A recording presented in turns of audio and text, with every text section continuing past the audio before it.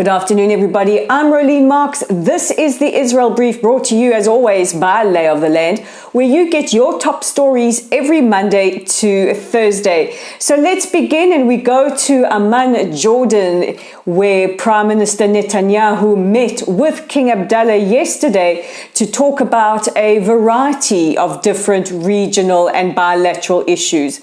Top on the agenda were economic cooperation, strategic and military cooperation as well, not just for the region, but also for the two countries. Both leaders reiterated the importance of their long-standing friendship. Meanwhile, Prime Minister Netanyahu assured the king that the status quo on the Temple Mount will remain.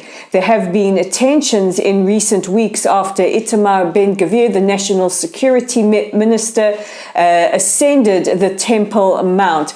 Now, the agreement is that Jews can go on the Temple Mount, Christians can go on the Temple Mount, although it is believed that it is expressly forbidden to overtly pray. However, there is a tacit agreement which states that ministers in the Israeli government, respecting the sensitivities of the Temple Mount, do not go up.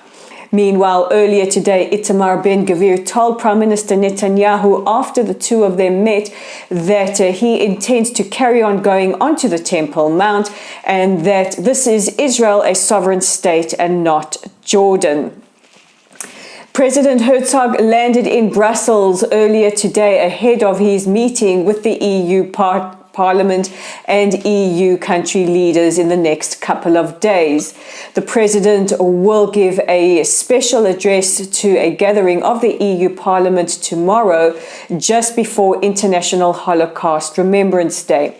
Also top on the agenda will be the threat posed by Iran, as well as the Israelis that are currently held captive by Hamas.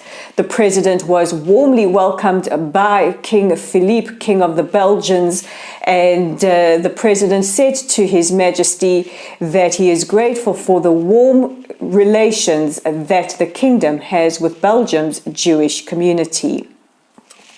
Hundreds of economists, including Nobel laureates, former ministers of finance, and various others, have released an emergency letter warning of economic repercussions should the planned overhaul of the judicial system go through.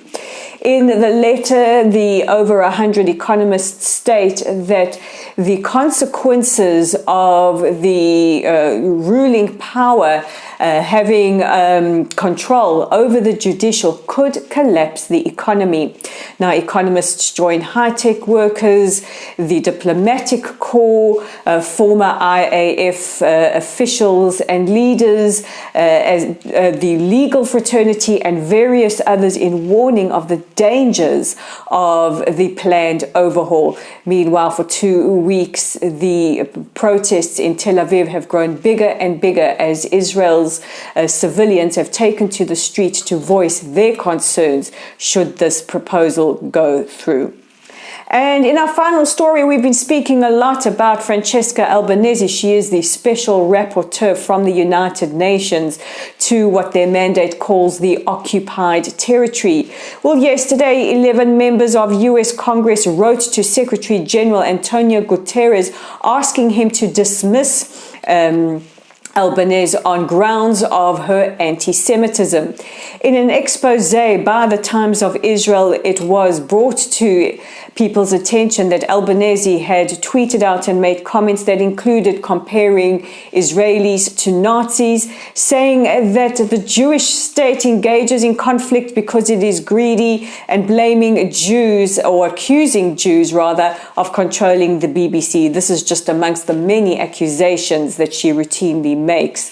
In the letter, the congressmen say enough is enough, and this goes towards the UN's pattern of anti-Semitism by allowing rapporteurs and special commissioners like Milun Kotari, Navi Pillay, and various others to spout anti-Semitism without any repercussions.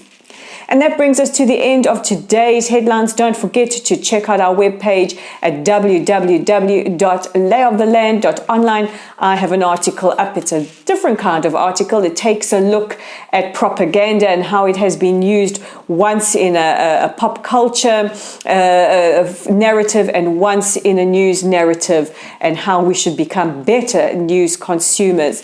Our Facebook community is at Lottlesat. Don't forget to like us, follow us, and share our content. Our YouTube channel is The Israel Brief. Click on that red subscribe button, like and share our content. And we're on Twitter at Lay of the Land 5. I'm Rolene Marks. This is The Israel Brief, and we'll check in with each other again tomorrow for your top stories.